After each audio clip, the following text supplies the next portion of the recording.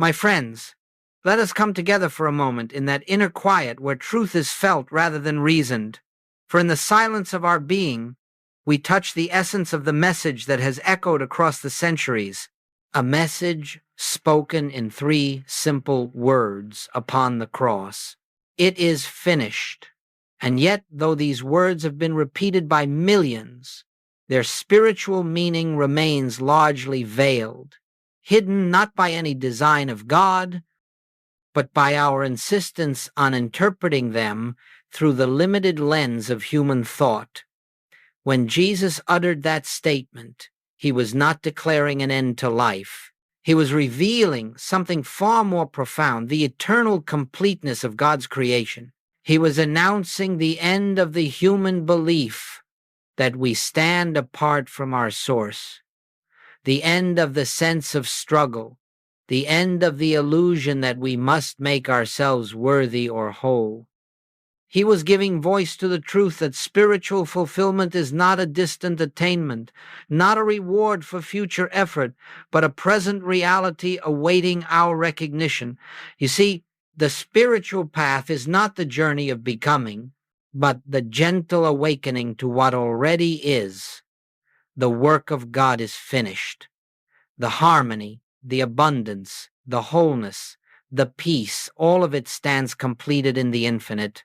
Our task is not to add to creation, nor to improve it, nor to repair it, but to behold it.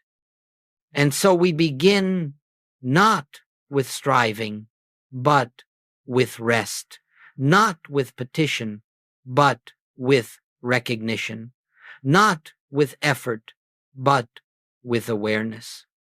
Today, we will explore what truly occurs within us when we no longer attempt to make truth happen through human will and instead accept that truth already exists in spiritual reality.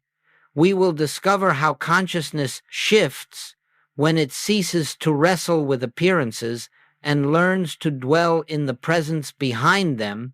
And as this unfolds gently within you, you will begin to understand why Jesus could speak those words with such authority, because he was not speaking from the level of the world, but from the consciousness of the Christ, in which nothing is incomplete. Let us enter this study with a willingness to set aside all belief in personal achievement.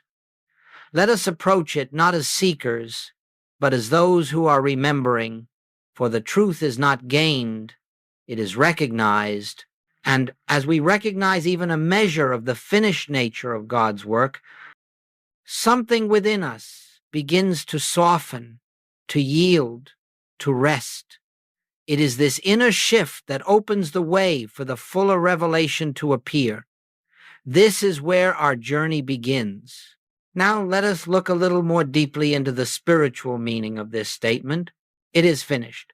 For unless we grasp the principle behind it, we cannot hope to live it, nor can we understand the transformation it brings in the human sense of life. Everything appears to be in a state of becoming.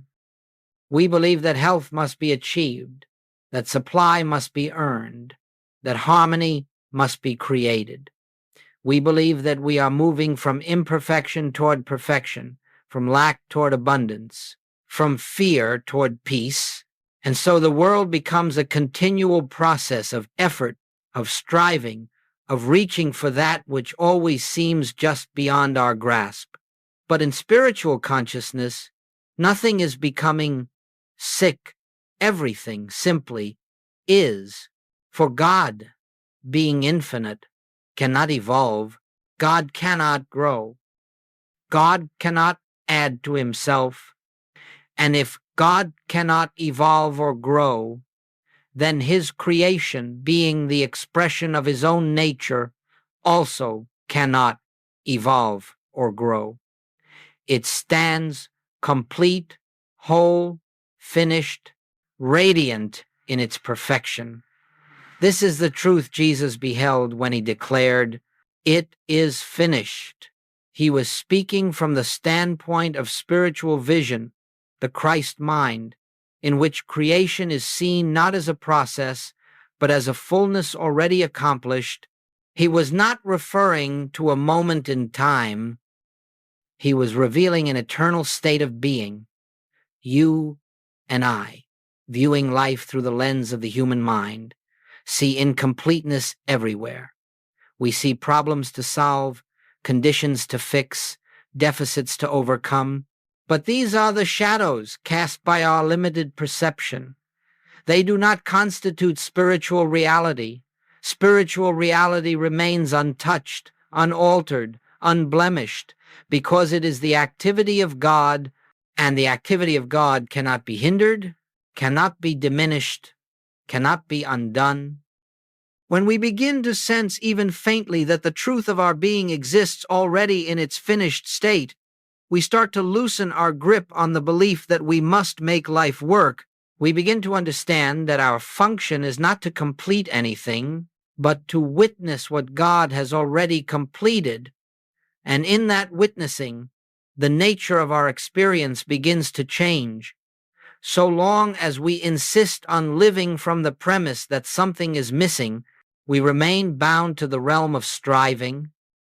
But when we touch even for a moment the awareness that nothing is missing in God, and therefore nothing can be missing in the truth of our being, we shift from the human sense of life into spiritual consciousness, and it is this shift, gentle yet profound, that reveals what Jesus knew so completely, that the work of God is finished, perfect, eternal, and universal. Let us rest in that realization for a moment, not as doctrine, not as belief, but as truth. For the more deeply we comprehend this principle, the more naturally our inner life begins to align with a kingdom that is always present, always complete, always finished. Let us look now at one of the great obstacles on the spiritual path, an obstacle so subtle that even sincere students stumble over it repeatedly, the belief that through striving, through effort, through the exertion of the human mind, we can attain spiritual realization. This belief is the very heart of the illusion from which Jesus sought to free humanity. For what is striving but the conviction that something is lacking, and what is effort but the attempt of a personal sense of self to secure what it believes it does not yet possess? But you see, my friends, the moment we engage in striving, we are functioning from the standpoint of separation. We imagine ourselves cut off from the source of our being, left to our own devices, to achieve peace, supply, healing, or harmony. And in that moment, we have stepped out of the awareness of God's completeness and into the dream of personal responsibility. We begin to live as if the weight of our entire existence rests upon our shoulders. And from that position, fear is inevitable. Most spiritual effort fails, not because the student lacks discipline or sincerity, but because the effort itself arises from a false premise. If we believe that God's work is unfinished, then of course we will try to complete it. If we believe that God is withholding something, then naturally we will try to obtain it. And if we believe that God is far away, then we will strive endlessly to reach him. But none of these beliefs are true, and therefore none of the actions that spring from them can bear the fruit of truth. In the infinite way, we do not seek to compel God to act, nor do we attempt to superimpose spiritual truth upon material conditions. Rather, we learn to relinquish the belief that conditions possess power at all. We learn to let go of the idea that our thoughts, our emotions, or our personal will can bring about spiritual demonstration, for spiritual realization does not come from human effort. It comes from the dawning of awareness. When we strive, we are attempting to lift ourselves by our own bootstraps, as though the personal self, the very thing that is unreal, could become the instrument of spiritual attainment. But the personal self cannot enter the kingdom of God, and no amount of effort will transform it into the Christ. Striving keeps us rooted in the belief that we are separate individuals, seeking something outside ourselves. Recognition reveals that we are expressions of the one divine self, in whom all is already complete. It is a strange paradox. The harder one tries to achieve spiritual fulfillment, the more elusive it becomes the moment we stop trying. The moment we release the belief that we must do something to attain God, the presence of God begins to reveal itself, not because we have earned it, but because we have ceased resisting it. You do not enter the kingdom through striving. You enter by surrendering the belief that there is any distance to cross. You enter by yielding the personal sense of life and resting in the truth that spiritual reality is not created by your effort, it is recognized by your stillness. This is the shift from human striving to spiritual awareness, and it marks the beginning of true transformation.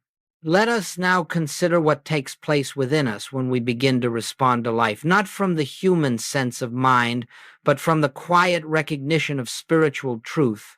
For this is the turning point on the path, the moment when the center of our consciousness shifts, and we no longer live as though we are separate beings struggling to align ourselves with God, but as expressions of the One, presence revealing itself. The first change is not dramatic. It is not a burst of light, nor an overwhelming experience. Rather, it is a softening and easing of the inner tension we have carried for so long. The human mind, accustomed to constant vigilance, to controlling, to analyzing, to protecting itself, begins to relax. It no longer stands guard over every circumstance. It no longer assumes that it must interpret, judge, or manage each appearance that presents itself. A certain quiet confidence begins to dawn, not in our personal capacity, but in the completeness of God. This is the beginning of the Christ mind, the mind that does not react to appearances but beholds the truth behind them. The Christ mind is not a superior intellect. It is the capacity to see with spiritual vision, to recognize that what the eyes and ears report is not the final word. It is the awareness that life, real life, is unfolding from within, and that nothing external has authority over the truth of our being. And as this recognition awakens within you, your perception changes. You may still see a discordant condition, but you no longer interpret it as a power. You no longer accept it as a reality. Instead, you stand inwardly still and listen for the assurance that spiritual reality is untouched. You begin to sense that behind every appearance, whether it be illness, lack, conflict, or fear, there exists a spiritual perfection already established, waiting only for your recognition. This does not mean you deny what the senses present. It means you cease granting them authority. You see the appearance, but you no longer fear it. You acknowledge the condition, but you are not governed by it. You become aware of something deeper, a presence that accompanies you, a peace that requires no outer circumstance to justify it, a stillness that is not affected by the movements of the world. The Christ mind reveals itself not through visions or sensations, but through the simple knowing that God is the only reality and that nothing exists outside of God. When this knowing begins to dawn, not as belief, not as theory, but as inner experience, the entire fabric of life subtly shifts. You find that you move more gently, speak more quietly, respond more patiently. You discover that you need not defend yourself, nor justify yourself, nor protect yourself, for your life is no longer resting in personal strength, but in the assurance of the infinite. This shift cannot be forced, nor can it be manufactured. It unfolds naturally as we cease striving and begin resting in the truth that the spiritual creation is finished. The human mind seeks solutions. The Christ mind beholds truth. The human mind reacts. The Christ mind rests. The human mind tries to make things happen. The Christ mind witnesses what already is. And so the transformation begins not with outward change, but with the quiet dawning of a new inward standpoint, the recognition that we are no longer living life through the limited lens of human perception, but through the consciousness that Jesus revealed, the consciousness in which lack dissolves, fear loses its foundation, and harmony flows effortlessly because it is already established in God. This is the shift from human mind to Christ mind. It is gentle, but it is the most profound change that can occur within an individual. As this inner shift begins to unfold, this movement from the human sense of mind to the Christ mind, you will notice something remarkable. Your relationship to the problems and circumstances of daily living starts to change. Not because the external conditions have yet transformed, but because you have changed. Your consciousness has been touched by the awareness that spiritual reality is already complete, and from this standpoint, the entire meaning of a problem is altered in the human sense of life. A problem is something we must confront, resist, solve, or overcome. We see it as an external force acting upon us, demanding response and often producing fear.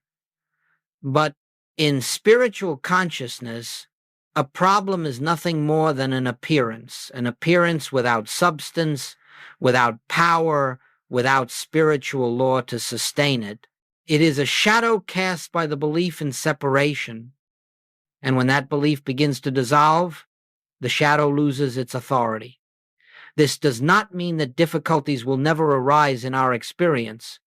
They may appear, just as clouds may pass before the sun, but as the sun is unaffected by the clouds, so the spiritual reality of your being remains untouched by the passing conditions of the world. The difference is that now you no longer treat the cloud as a power. When a financial difficulty arises, you do not rush into panic or frantic effort. You do not plead with God, for you have learned that God does not withhold supply. Instead, you pause, you rest, you let the truth of God's infinite abundance fill your consciousness. You recognize that supply is not something to be attained, but something that already exists in the invisible, and that your recognition of it opens the way for its appearing in the visible. When a physical condition presents itself, you no longer fight it as though it had independent authority. It is an appearance based on the limited perception of the human mind. You acknowledge it, but you do not accept it as truth. You turn inward to the awareness of the one life that cannot be sick, cannot be impaired, cannot be diminished. And in that inner knowing, the fear that once accompanied illness begins to dissolve. When there is discord in relationships, you no longer attempt to manipulate, correct, or control other individuals.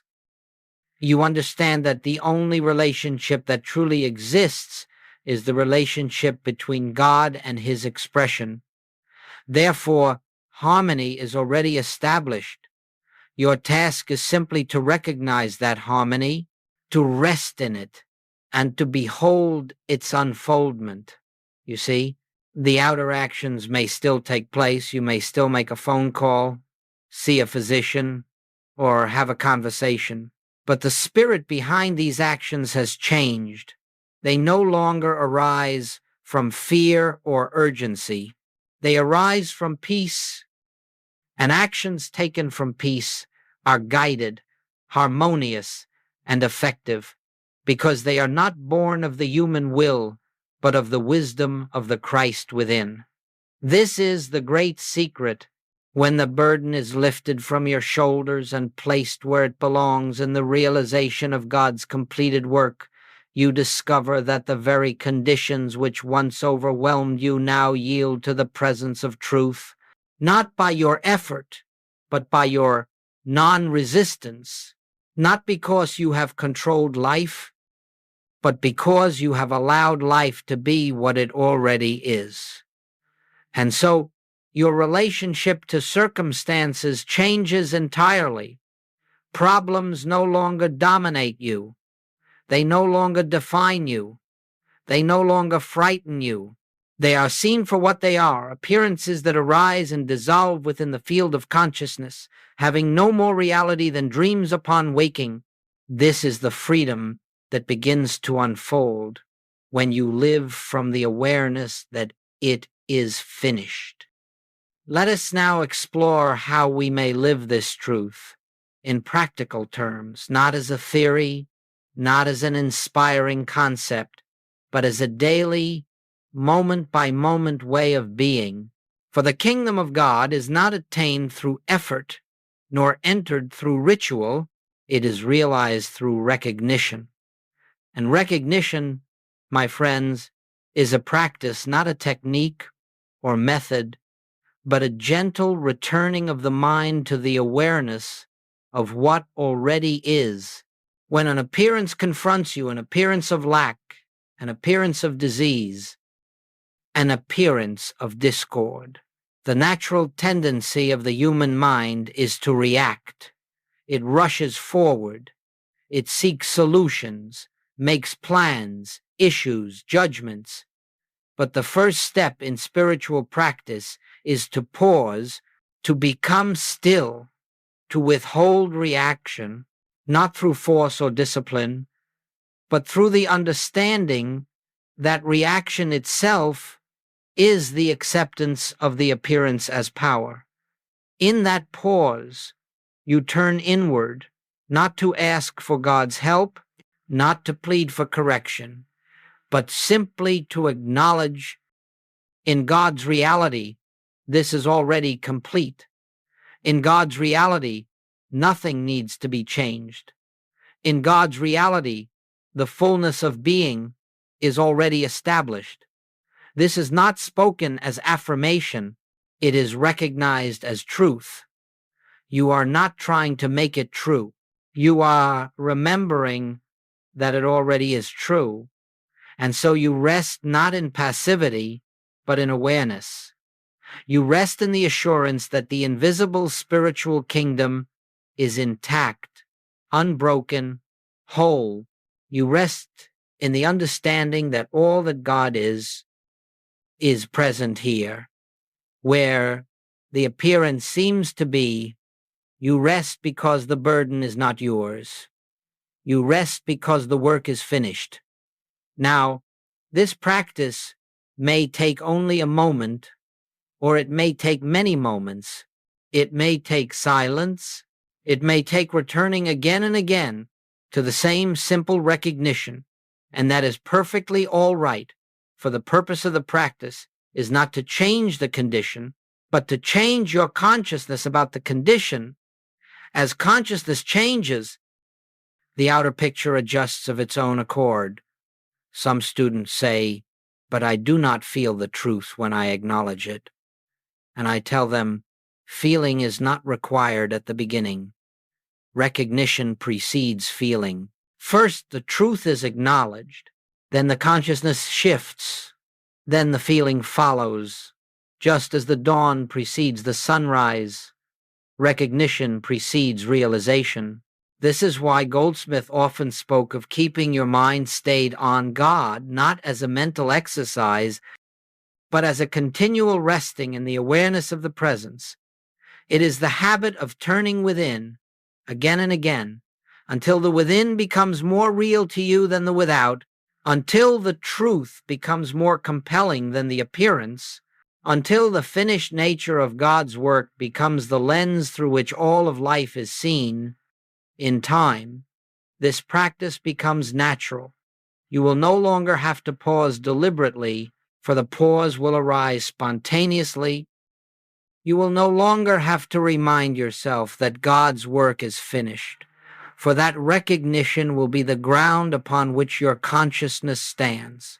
And when this happens, you will discover that appearances lose their power to disturb you. They may come and they may go, but you remain anchored in the awareness that behind every appearance is the eternal reality of God's completeness. Living from the finished kingdom is not a matter of effort. It is the gentle discipline of remembrance, the remembrance that nothing can be added to the perfection of God and nothing can be taken from it.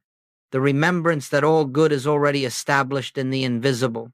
The remembrance that your life is the expression of God, and therefore the fullness of God must appear as your experience when you are still enough to behold it. This, then, is the practice of recognition. It is the foundation upon which the entire spiritual life rests. As you continue in this practice of recognition, this gentle turning toward the truth that God's work is already finished, you will begin to notice a transformation occurring within you. It is not sudden, it is not dramatic, it does not announce itself with fanfare. Rather, it unfolds quietly, like the way dawn breaks upon the earth, almost imperceptibly at first, until you realize the night is gone.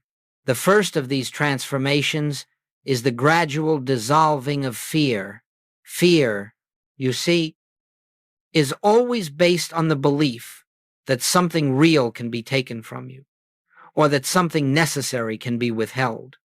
But when your consciousness becomes rooted in the understanding that God's universe is complete, and that you live and move in that universe, the very foundation of fear begins to crumble. Not because you have battled fear, not because you have argued with it, but because you have withdrawn your belief in the conditions that give fear its seeming power. You may notice that situations which once would have caused anxiety now elicit a calmer response. You may find that you are no longer anticipating disaster, no longer preparing for the worst, no longer carrying the inner tension that once accompanied uncertainty. Fear fades, not by conquest, but by recognition that God's completeness is the only reality. As fear dissolves, so too does the sense of lack. Lack exists only in the consciousness that believes itself separate from the infinite source of supply. But when you begin to live with the awareness that supply is not created by human effort, but flows from the eternal nature of God, the idea of lack becomes foreign to you. You discover that your needs are met in ways you could not have planned or orchestrated. Not through striving, but through alignment. Not through demanding, but through resting in the truth that God's abundance is always present, always available, always flowing. This does not mean you will suddenly have everything the human mind desires. It means you will have what the divine plan for your life requires.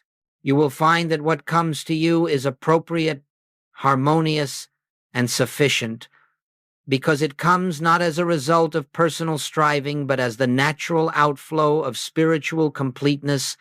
And as fear and lack lose their hold, something else begins to dissolve: resistance.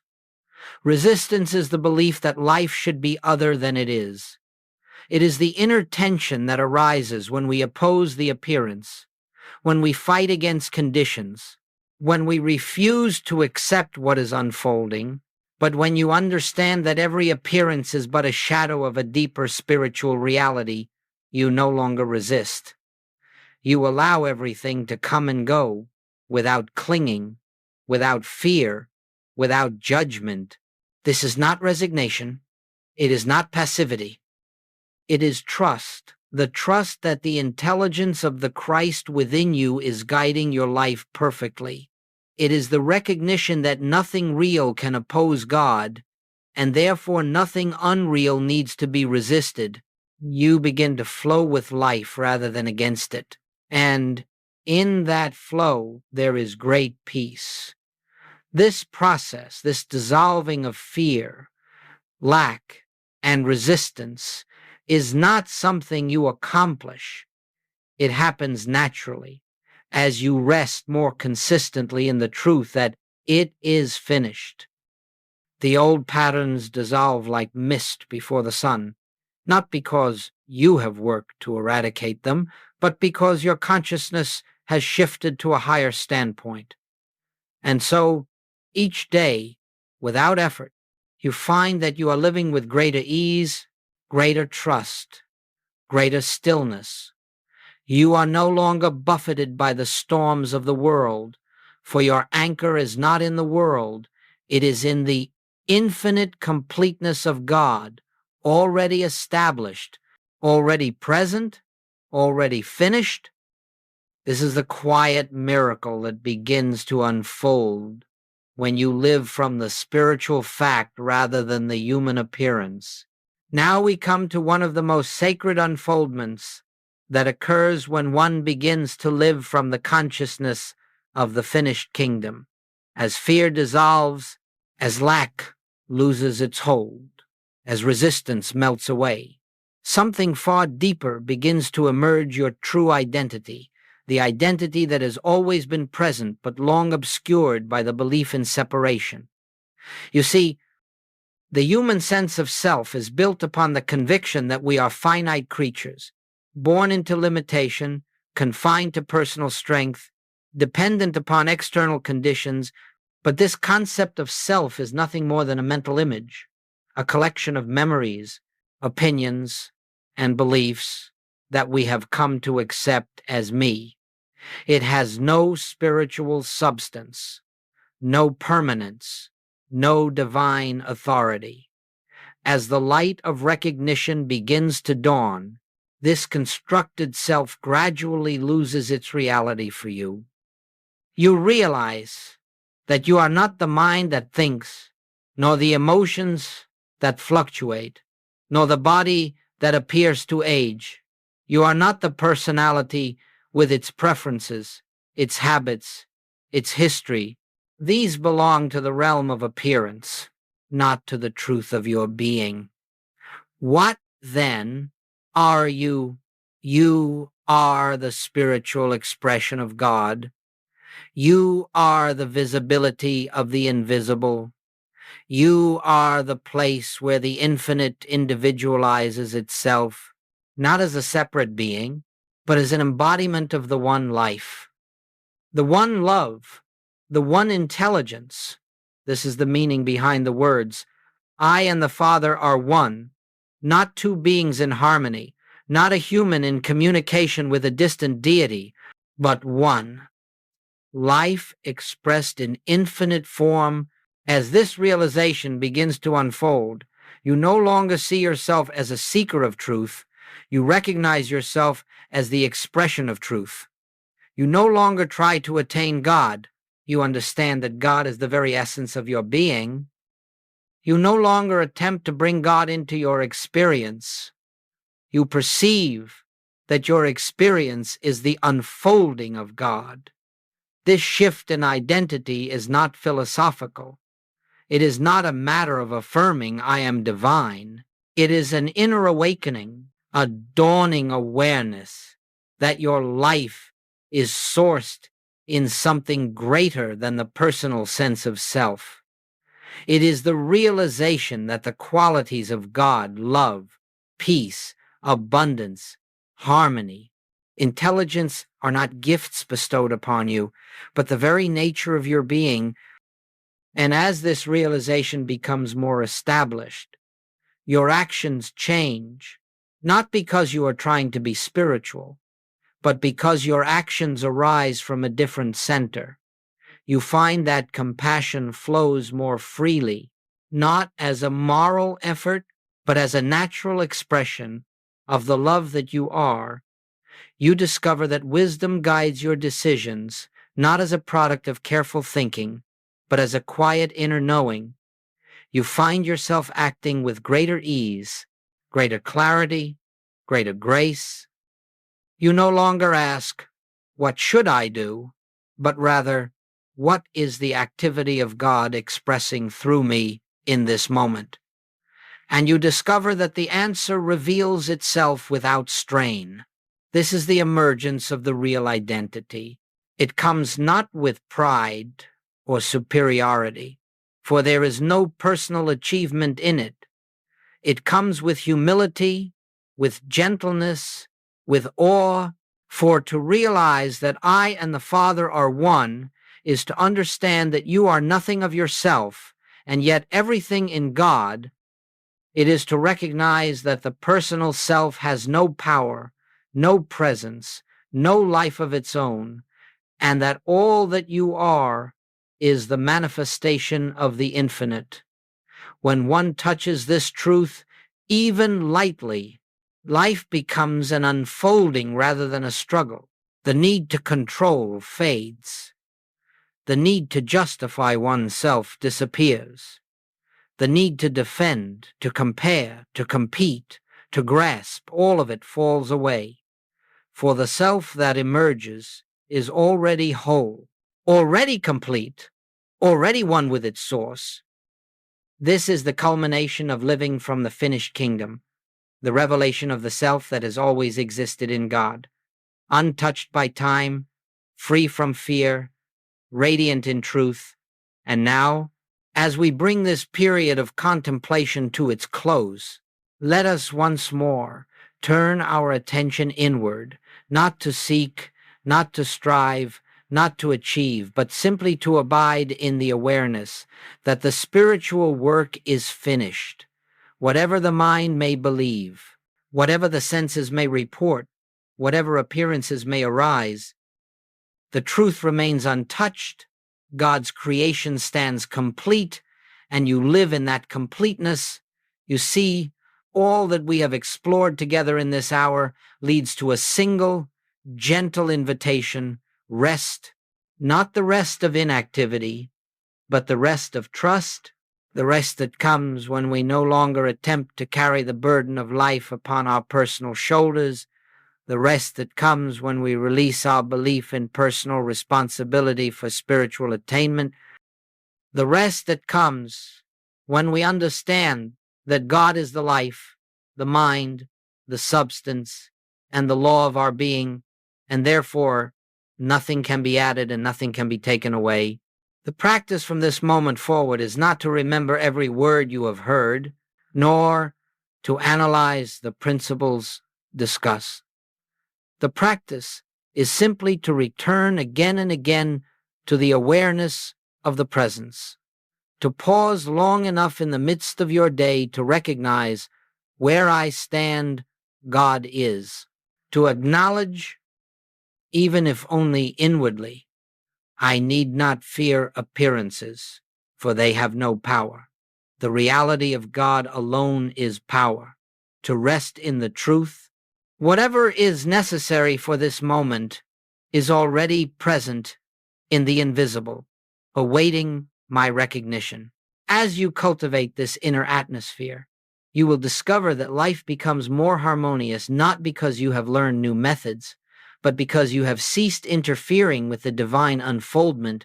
You will find that challenges dissolve more quickly, not because you have gained greater control over circumstances, but because you have surrendered control altogether. You will notice that peace becomes your natural state because you have ceased identifying with the personal sense of self and have begun to live from the consciousness of the Christ. There may be times when you forget. There may be moments when fear reappears, when old patterns seem to return. Do not be troubled by this.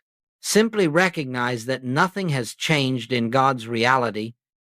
The finished kingdom has not wavered because your attention briefly shifted.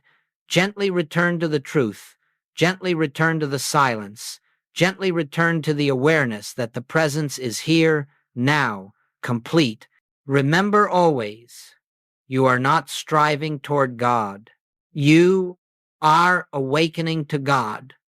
You are not trying to bring perfection into your life. You are learning to see the perfection that is already present. You are not walking toward a distant truth. You are allowing truth to rise within your consciousness. And so, as we leave this time together, let us rest not in words, not in concepts, but in the assurance that the same Spirit which lived as Jesus Christ, the same Spirit that revealed to him the truth of the finished work, lives also as you. It is not your personal wisdom that guides you, but the infinite intelligence that expresses itself through all creation. It is not your personal love that sustains you, but the love of God made visible as your life. It is not your personal strength that carries you, but the strength of the eternal that requires no effort. Let this be your assurance. The kingdom is finished. The work is finished. The truth is finished. And you, being the expression of God, are included in that finished, perfect, eternal expression. Rest in that. Trust in that. Live from that. For this is the secret Jesus revealed. This is the essence of Christ consciousness. This is the infinite way.